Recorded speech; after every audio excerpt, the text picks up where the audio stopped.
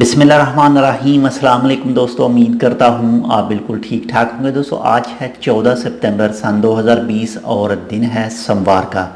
दोस्तों ओमान में मज़ीद खारजियों की नौकरियों को ख़तरा है। आज एक मीटिंग हुई है और उस मीटिंग में मज़ीद कहा गया है, डिस्कस किया गया है इस हवाले से कि जो भी प्राइवेट हेल्थ केयर सेंटर हैं वहाँ पर जो सब कॉन्ट्रैक्ट पर खारजी काम करते हैं उनकी जगह पर अब ओमानियों को रिप्लेस किया जाएगा। आज जो मीटिंग हुई है वो हुई है मिनिस्ट्री ऑफ लेबर, इसके बाद में ओमान चैम्बर ऑफ कॉमर्स और इसके बाद में प्राइवेट हॉस्पिटल के जो जनरल डायरेक्टर हैं उनके मबैन आपस में डिस्कशन हुआ है पूरा। यानी जितने भी ये प्राइवेट हेल्थ केयर सेंटर हैं, जो भी इनको मसले दरपेश हैं, ये सब चीज़ों के ऊपर बातचीत हुई है। और ओमान में जो भी हेल्थ केयर सेंटर हैं, काफ़ी ज़्यादा जो हेल्थ केयर सेंटर हैं उन पर जो लोग काम करते हैं, जो भी खारजी हैं, वो सब कॉन्ट्रैक्ट के तहत काम करते हैं। या तो वो ओमान के अंदर ही जो कंपनियां हैं उनसे हायर किए जाते हैं, यानी सब कॉन्ट्रैक्ट के तहत लिए जाते हैं। और जो आज मीटिंग हुई है उसमें कहा गया है कि इनको ओमानियों के साथ रिप्लेस किया जाएगा।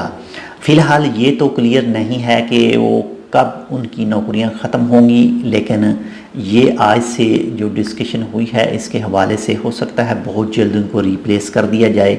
जो भी इस वक्त खारजी काम कर रहे हैं हेल्थ केयर सेंटरों में और सब कॉन्ट्रैक्ट पर, सबसे पहले तो ओमानियों का हक बनता है, उनका मुल्क है और उनको चाहिए कि अगर बेरोज़गार हैं तो उनको नौकरी देनी चाहिए। और ऐसा वो कर भी रहे हैं, दे भी रहे हैं, क्योंकि सबसे पहले उनका मुल्क है और उनका ही हक बनता है सबसे पहले।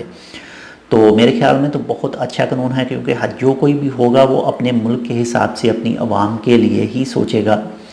बाकी आपको ये कैसी लगी वीडियो, इसके बारे में आप कमेंट सेक्शन में बता सकते हैं। इस न्यूज़ का ऑफिशियल लिंक आपको मिल जाएगा इस वीडियो की डिस्क्रिप्शन में। अगर आप ऑफिशियल न्यूज़ पढ़ना चाहते हैं तो वो भी आप पढ़ सकते हैं।